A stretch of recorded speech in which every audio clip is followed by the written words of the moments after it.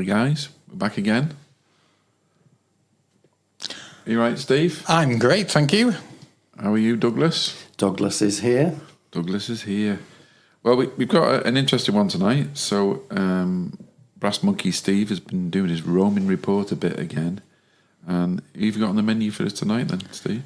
We've got Nia Lloyd Williams for this evening's grilling. Lovely lady. Yes, indeed. So we'll play that now, and then we'll have a chat later.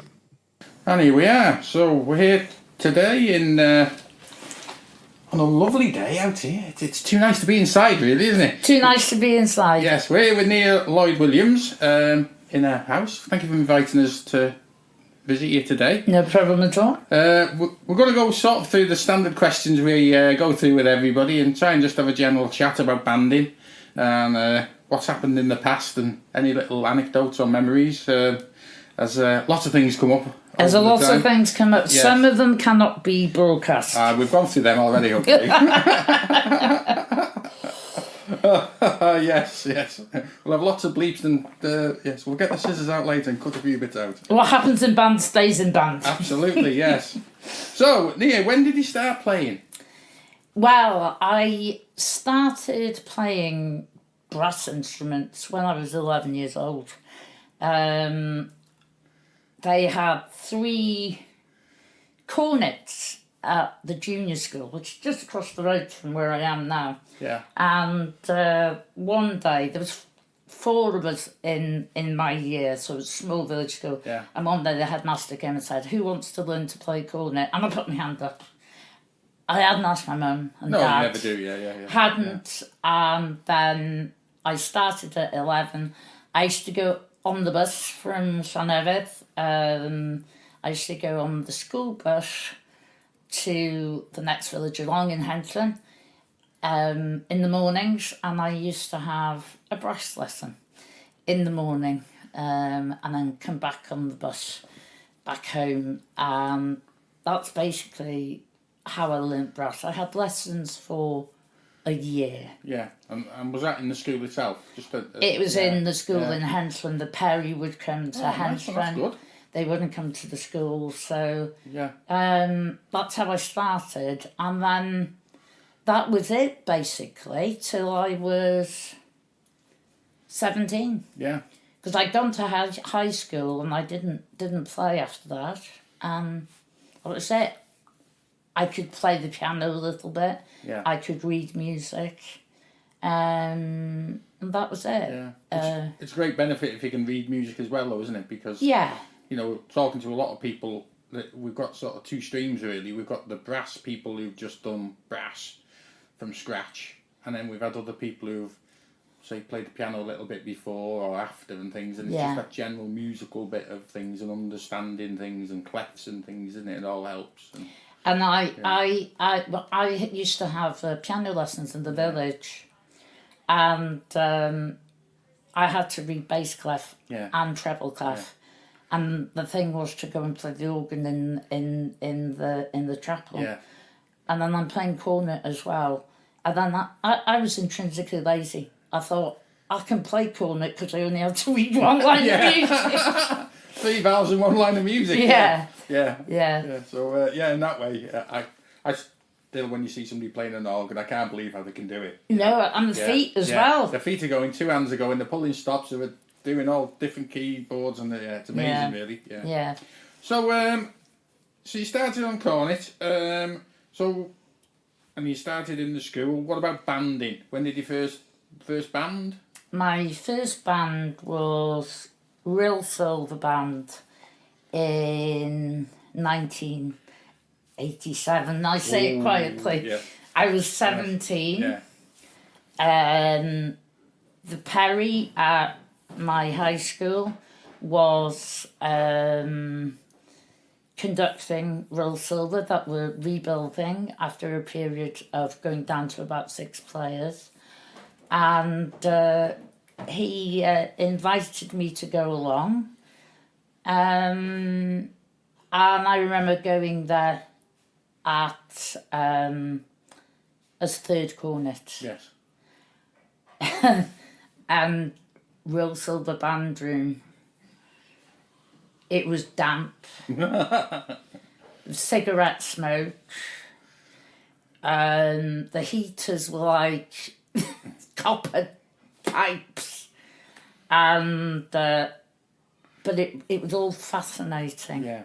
And, you know, and to get to know about bands, I used to listen to the band Yes. on a Wednesday night, and I used to record everything on tape. I've chucked them out now. That would be worth a fortune. That probably will be quite interesting. Yeah. So I started when I was 17, and that's where I stayed. Yeah. For a long while. Yeah. With Rhyl, and yeah, we've done some things. They were a good band at the time, weren't they? Very good. Yeah. The building of the band, it didn't go very far with the Bill Hines. Yeah. Then Grimber Davies came Yes. along, Yeah. and he was a professional musician. He'd played under Reg Little in 1949 when Rhyl Silver Band won the Nationals in the second section in London. And he was a professional. He played all over the world. He'd been a double for Joe Loss, the orchestra leader. Wowzer. And then he came back home, and his last job was musical director for Chipperfield Circus. Oh, okay. Very consummate musician, a very hard taskmaster, but with a sense of humour. Yeah, well, that's good going, that, isn't it? You know, Yeah. It's a good balance. He was a showman. Yeah. Yeah. So that's where I stayed. And then I've played with other bands as well. Yeah, sure, yeah. So the next one was a favourite band piece of music. Something you maybe enjoyed playing, or I've got so many in it. Yeah. So many. I've tried to think. It's hard to narrow it down to one, isn't it? You know, it's like, well, yeah, out of these 50 or 20, yeah. I quite like Paul Livett Cooper's stuff. Yeah. And I can't remember. I like the Paul Livett Cooper. Yeah. I do like a lot of the Salvation Army stuff as well. Yes. But the one tune guaranteed to have me crying in porridge is Share My Yoke, the cornet solo. Yeah, that's lovely, that, isn't it? By Joy Webb. And I also like Irish Blessing. Yeah, oh, they're nice ones, yeah. So, yeah. Yes, something with a bit of heart and soul to the music as well, yeah. And I suppose on a similar thing, a test piece. Have you ever had a favourite test piece, or maybe a test piece playing in a certain place or things like that? Or even one you haven't played, one you like listening to? Or I loved listening to Labour and Love. Yeah. Because of the beautiful euphonium solo. Yeah. I mean, I started on cornet, I moved over to euphonium, then soprano, then B-flat bass. I've played landed up on tenor horn. But Labour and Love, I love Eric Ball's stuff. Yeah. Snowden Fantasy. The description of the mountain in that, it's just amazing. I like the other one I like, but I can't remember who's it. Frogs of Aristophanes. Oh yeah, I remember that. The end bit of it. Granville Bangtok. Right. Yeah. The end of it where it's counter. Yeah. You know, I can't sing it now, but I love that. I also used to listen to the Nationals when they were the concert was broadcast in the night, on the night of the Nationals, top section. Yeah. Paganini variations. Oh, yeah. You know, things like You'd Never... Oh, what was the other one? There's one that Rhyl played and I didn't. I wasn't with them. Oceans by Garth Richards. Ocean's nice, isn't it? Yeah. But so many... But there is one test piece I will always remember. And it's a very obscure one, Sword, Jewel and Mirror. Oh, yeah. It was a test piece for the areas in Wales, 1999 or 2000. Yeah. And there are 3 soprano cornet solos. Wow. Right? And I was on solo youth at the time at Rhyl. And the secretary, Val, came up and said, right, we need a soprano cornet player. Who's going to volunteer? I put my hand up. She looked at me and went, you can't, you're solely euphonium. And I said, who said I can't? Yeah. You asked, yeah. So I went from euphonium to sop, and the Sword, Jewel and Mirror. Everybody was like, they know me of your years, and they're going, Nia, you've got a sop, you're a euphonium player. I was like, I've got a sop. Yeah, I am now a sop player. Yeah. So Sword, Jewel and Mirror was great, and we actually qualified for the Albert Hall. Yes. I didn't get to play in the Albert Hall because I was ill. Yeah. But yeah, but that was that would be the Millennium one, I think. It was the Millennium one. They did all the sections in the, from what I can remember, they did all the sections in the Albert Hall. Yeah. They? Yeah. And it was amazing. I went down there with them, and it was great. It was amazing. Yeah. And the guy that was playing, the lad that was playing soprano instead of me, he left his soprano behind in the hotel and had to go to a trade stand and get a soprano. Yeah. There's always one, Yeah. Yeah, it's the number of times people have done that, or left it on the bus, or left it by the bus. I reckon you did it on purpose because we didn't have a very good soprano. Well, it worked, yeah. So I suppose in terms of contest venues, that's probably the pinnacle, isn't it, really, the Albert Hall? In terms as I say, I never played that. I quite liked the Brangwyn. Yeah. Didn't like the travelling. I've played with Rhyl there. I also played with Conway Town. Yeah. And I also enjoyed the Great Hall in Aberystwyth. Yeah, that's a good one. The times where it was there. Yeah. And the parties. Yeah. At least as soon as men did, but in the parties and the going to the Chinese. Yeah, all these good things, isn't it? Us and Roy Sparks, Yeah. God rest his soul and everything. I like good old Roy, yes. Roy was wonderful fellow, amazing, yeah. So I suppose next one was a favourite solo, or one you like listening to. I know you mentioned a few before, pieces you liked and things, but if there was any, and you said there's some good solo pieces in some of the test pieces and things. Yeah, the solo I always wish I'd have been able to play. Sadly I can't now because of my teeth. There was Steve Stewart, the soprano cornet player of Corey. Yeah. I absolutely loved watching him play. Yeah. And he played Live and Let Die. Yes, that's a good one, Anna, yeah. It's a fantastic solo. I first heard it on Listen to the Band. Yeah. When it was first out. Live and Let Die, brilliant soprano solo. The solo I'm forever going to remember playing.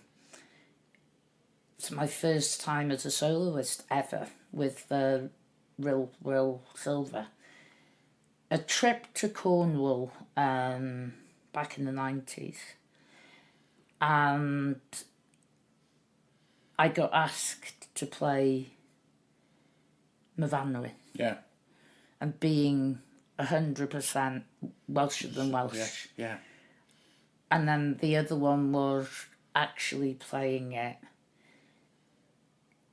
with my mum and my auntie in the Pavilion Theatre. Yeah. Playing Myfanwy as a solo. Yeah, lovely. For St David's Day. So it's always, the Denzel Stevens arrangement. You know, it's wonderful, isn't it? Yeah. I'd listen to David Roberts play it on records and things, and You know. Aye, Dave had a wonderful sound, didn't he? Yeah. You know that the old-fashioned euphonium sound. Yeah. You know. Yeah. Lovely. Yes. Good times. Now the other one was a favourite conductor. I know you mentioned a few earlier, so it might be one of them. But there's a should be not mentioned. Yes. Yes. If you can't say anything nice, there's nothing at all.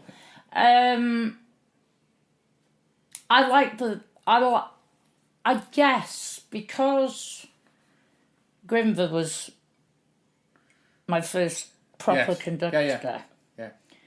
He's always going to have a. He's going to be there, isn't he? He's always going to have, not necessarily a brass band guy. Yeah. But all the music I used to like when I was younger, the dance bands, the show bands, you know, entertainment and all that. We've had a few good conductors with Rhyl. Lindsay Laurie, the famous euphonium player. He was absolutely lovely.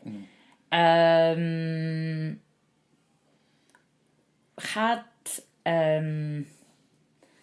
there was a period then when I left, I did do a brass band summer school once, Wessex. Yeah. And I remember being amazed at being conducted by Derek Broadbent. Yes. Yeah. Yeah. Oh, he's a guy. He was a guy and a half. Yes, when he was conducting. Yeah. Yeah. Yeah. The other person, very impressed at the clarity of the beat and direction, is Michael Feld. Yeah. Oh, yeah. And Michael was at school with Louise, my friend, who used to play in Rhyl. Yeah. And she got a higher mark in she got a higher mark in music than he did. That's a claim to fame. That's a claim to fame. Wow. So I haven't experienced the likes of the top section. Yeah, no, but then the top guys, them the ones, in their own way. Yeah. So that's good. So I suppose the last three questions that we hit everybody with, as a bit of a sort of make you think a bit, it was who is your banding hero? And it might be somebody you've already spoke about, but sometimes you've got somebody who you looked up to, or even just liked as as general. There's too many to mention. Really, I think you've mentioned quite a few already, haven't you? I think there isn't a one standout person because you've gone through probably 20 or 30 people, haven't you? Really? There's a lot. There's a lot of people. I never got to meet Roy Newsom, right? No, never got to meet Roy Newsom. Never really knew what Roy Newsom looked like. Yeah. But he was my friend every Wednesday night when I was growing up. Yeah. Every Wednesday night it was Roy Newsom. Yeah, that's a good one. Yeah, Frank Renton. Yeah. Another top guy, yes. Yeah, it's your formative years really, isn't it? At that time when you're listening, as you said, listening to the band was, it was the only outlet at the time, wasn't it? Really, for listening to. Or it was military bands, because my dad used to have military band records, and I remember getting a march. Yeah. That's how I went on euphonium. He had a tape, and he had a euphonium playing. And I went, ooh, I like the sound of that instrument. I'm going to ask Mr. Hind what that is. And he said, yes, that's a euphonium. And I went, can I play it? Yeah. And he got this battered old thing out, Welsh clang thing out for me, And also, my Perry teacher, we spent more time talking about him in bands than we did teaching. Yeah. But I got the connection to the works bands and everything, Yeah. So, there's been a lot and too many to mention, really. So the other one was, if you could join any band at any time in their history, who would it be? I do think I would like to have been, probably not because you're not allowed women in it, I think I would have liked to have been with Bess's when they were doing their world tour. Wow, yeah.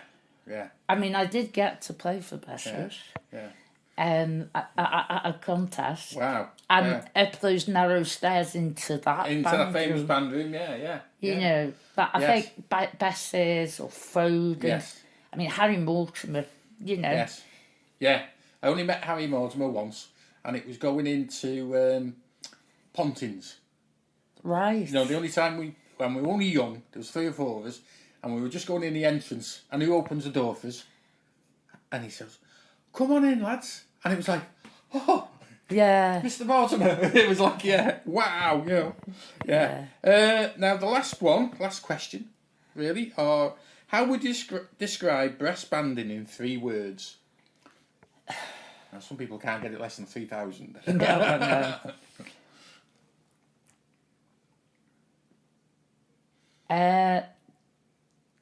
It can be traditional, family, yeah,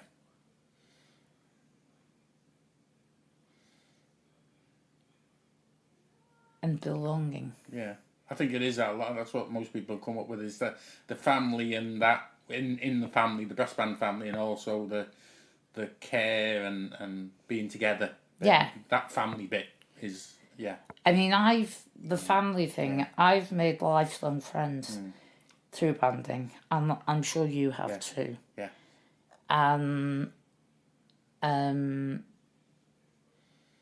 It just is. Yes. It just is. And I have to say, when I was 17, I wasn't a very happy young person. Brass banding saved my life. Yeah, it's good. It's good when you can reflect on things like that. Yeah. Isn't it? Yeah. Yeah. You know, I'm sad that I'm not playing anymore, but I did play. Yeah. And if I would say anything, if we could just get it across to maybe the younger people, that's where it's all about. Yeah. But we are competing so much. Yeah. Yeah. And getting that, you know, you're going out playing in a band. Yeah, okay, it might be a brass band, but you're playing. It's like playing football with your mates, isn't it? Yeah, it is that. And I think I was lucky that when I started, I ended up with a gang of, there was probably 10 of us within 2 school years who sort of went through school together. Yeah. Which made a big difference to us. You know, suddenly you've got that little gang that you knock around with. You see in band, you see in school, you see in band again. You play at lunchtime. We were playing all the time, and that was the same as, instead of going for a kick around with the football, we'd have our instruments in the music room. So it was the same in Rhyl when the youth band was on. You know, they'd socialise together. They do, you know, and I think it's definitely a place for brass bands because contact with other people, especially after COVID and everything. Yeah. You know, I'd go down to I now go down on a Sunday. I'd go to the prom and listen to Llandudno. Yeah. And I'm itching to get there and play, but I can't play. Yeah. So I just wander around and talk to people about, and people still enjoy brass bands, which is good to hear. COVID's really hit everybody, hasn't it, with everything, but bands, a lot of them haven't started up again, or they've lost half the players. People got out of the habit, and they've never come back, and they've moved on. So, well, thank you for that, Nia. No problem. It's lovely to see you, and nice to have a chat about things and to catch up. Thank you very much, and good luck with the podcast, Steve. Thank you very much. And we're back. Well, that was really interesting. I thought when she mentioned Gwynfor Davies, I remember Gwynfor Davies when I was at Rhyl. Yeah, you guys have played in Rhyl, haven't you? So. I remember him coming in. He came in for a concert once. It was like a centenary band concert, and I'm sure he conducted one piece, and the band did seem to raise their standard of playing for that piece.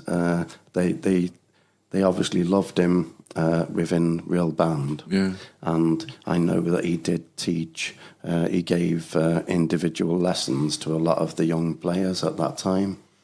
Yeah, well, it was interesting because Nia was talking about his playing days, and I'd heard when I was in the band he was such a brilliant trumpet player. Yeah.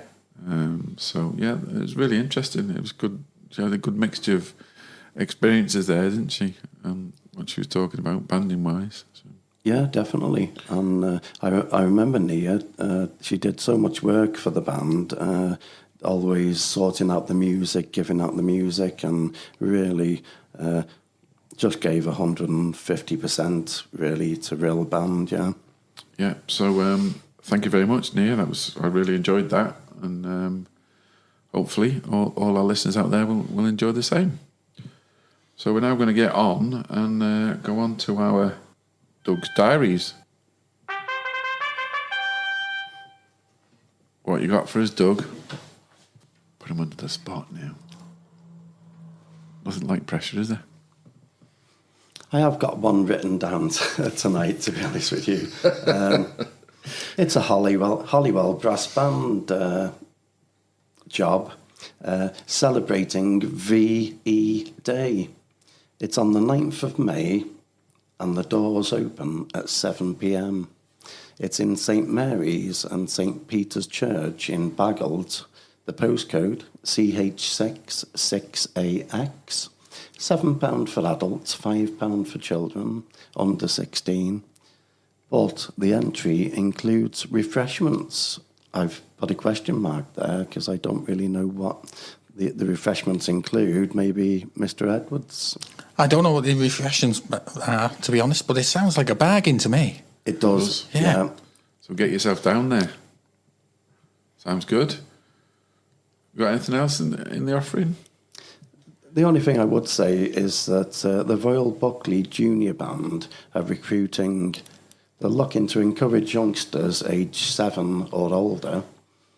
They rehearse every Wednesday evening, 6:30 p.m. till 7:30, and every Sunday evening, 6 p.m. till 7 p.m.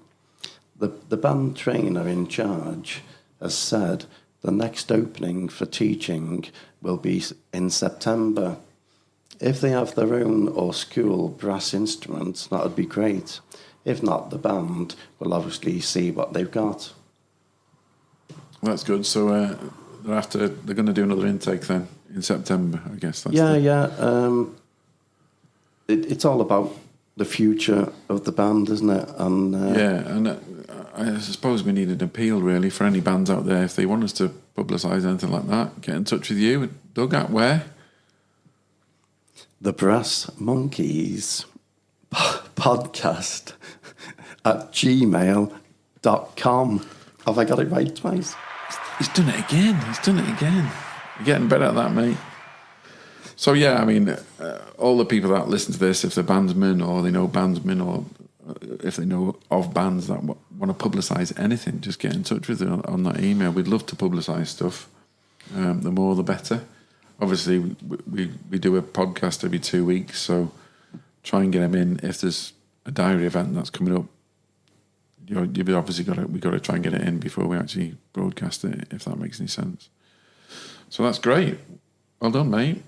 So now I'm going to go over to Steve's snippets.